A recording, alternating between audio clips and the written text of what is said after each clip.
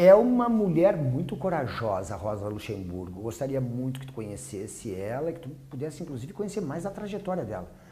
Aliás, uma mulher triplamente oprimida, vamos dizer assim. Primeiro porque é uma mulher no fim do século XIX com toda a carga, né, de machismo e de opressão que as mulheres sofriam dentro daquela sociedade.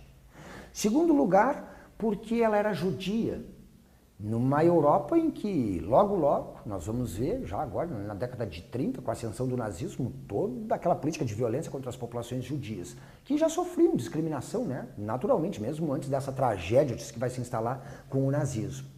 Além do mais, é mulher trabalhadora, se bem que uma trabalhadora intelectual, ela teve, né, o caso de algumas mulheres que ainda no século XIX tinham, caso muito raro, mas que tinham acesso, por exemplo, ao ensino superior, foi o caso dela.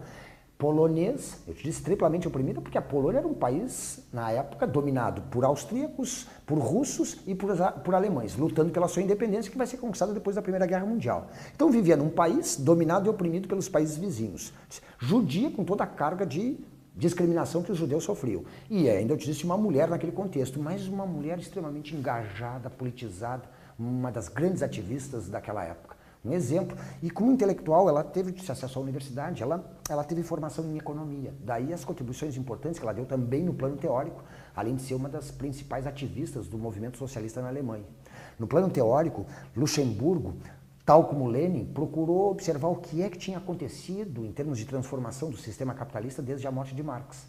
E concorda com Lenin que o capitalismo entrou numa nova etapa completamente diferente, na época do imperialismo, do neocolonialismo, na época do capitalismo financeiro, dos trustes, dos cartéis, do capitalismo monopolista, com uma nova realidade que se estabelecia a partir dessa nova fase do capitalismo. Só que, ao contrário de Lenin, que imaginava que o que levava, né, ao imperialismo era especialmente a superprodução industrial e a necessidade de escoá-la, Luxemburgo inverte um pouco o raciocínio.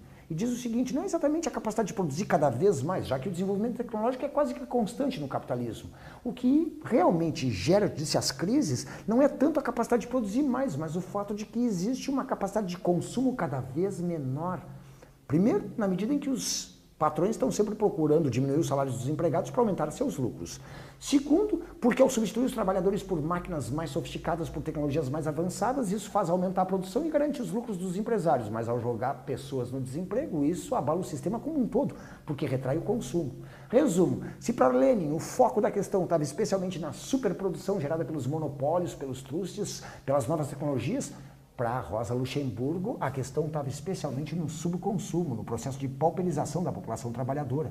E nesse sentido, o sistema produzia cada vez mais, mas se a população, te disse, né, que trabalha, não consegue consumir tudo que é produzido, era preciso escoar essa produção. Daí eu disse a tendência ao expansionismo, ao imperialismo. A partilha da África e da Ásia, transformando essas regiões em colônias e domínios, e a tensão crescendo e desembocando na Primeira Guerra Mundial. Rosa Luxemburgo praticamente viu as profecias, né, que esses marxistas tinham feito se realizar, porque a guerra veio com toda a sua violência, com toda a sua brutalidade. Quando a guerra terminou, e é bem assim que pensam alguns marxistas, disse, bom, há males que vêm para bem, males no sentido da tragédia, do horror que se instalou. Vem para bem no sentido de que ela imaginou que naquele contexto caótico que se instalou ao final da guerra, era o momento do socialismo, então, dar o seu passo em direção ao poder e à construção dessa nova sociedade. Só que os espartaquistas alemães, sim, era chamada a esquerda da social-democracia, era chamada de ala dos espartaquistas, referência a Espartacus, né? Ou seja, uma espécie de símbolo da luta contra a opressão e a exploração do homem pelo homem, que liderou uma das maiores revoltas de escravos do mundo antigo. Daí a Liga dos Espartaquistas, como se chamava a esquerda dos social-democratas alemães. Aqui já estão divididos. Lembra que a guerra dividiu eles? De um lado, aqueles mais moderados, revisionistas, que apoiaram a guerra, inclusive. Do outro lado, os espartaquistas se opondo à guerra, sabendo que tudo aquilo implicava sacrifícios enormes para a população. Então aqui eles já estão divididos. Vamos dizer que se os revisionistas adotaram uma postura bem tipicamente socialista, Luxemburgo está se aproximando mais da ala revolucionária, que a gente está chamando de ala dos comunistas, ou que no caso da Alemanha era chamada de ala dos espartaquistas. Ora, quando terminou a guerra, os socialistas subiram ao poder junto com os republicanos, na República de Weimar. E olha só o que vai acontecer. A divisão foi tão violenta no sentido de que distanciou eles de tal modo que essa ala mais moderada vai apoiar a burguesia no sentido de reprimir esses setores mais radicais e revolucionários.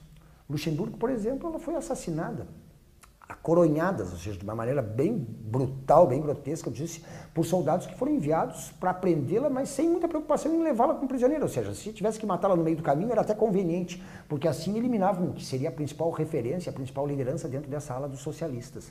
De fato, ela foi assassinada e daí para frente a divisão entre socialistas e comunistas da Alemanha se tornou definitiva. A própria guerra já tinha criado, eu disse, essa divisão, mas agora ela se acentua e praticamente se cristaliza. Daí para frente nós vamos ter uma ala mais moderada, o socialistas revisionistas, como são chamados, ou reformistas, e ala dos comunistas propriamente, que teve na figura de Rosa Luxemburgo um dos seus principais expoentes. Verdade que essa ala, disse, vai sofrer um abalo enorme com a perda da sua principal liderança. Mas outros, inclusive o companheiro de Luxemburgo, chamado Karl Liebknecht, vão levar adiante, eu disse, o projeto, a proposta. Na Alemanha, um partido comunista, então, vai se manter forte, mas com a ascensão do nazismo ao poder na década de 30, aí toda a oposição na Alemanha, seja aqueles setores moderados, seja, eu disse, essa ala mais radical, todos eles vão ser vítimas da repressão violenta de um regime de extrema-direita que vai subir ao poder com o nazismo no início da década de 30.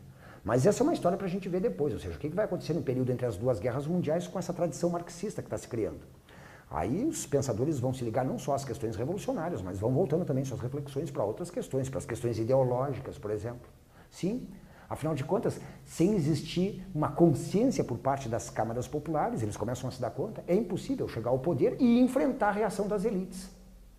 Quando se chega ao poder bem intencionado, tentando promover reformas, a gente se depara com a reação das elites. A menos que tu tenha um amplo apoio da população mobilizada, conscientizada, organizada, não tem como suportar essa pressão. E às vezes aquilo que tinha sido conquistado a duras penas vai por água abaixo. Vai surgir então, no período entre guerras, também o desafio de construir uma ideologia capaz de atingir as camadas populares e criar nela uma consciência da sua força, uma consciência de classe e da necessidade de promover as reformas e as mudanças que eram necessárias para a construção de uma sociedade melhor, mais justa. Vamos ver esse contexto do período entre guerras, essas novas correntes que vão aparecer num outro momento, numa outra aula, num outro encontro.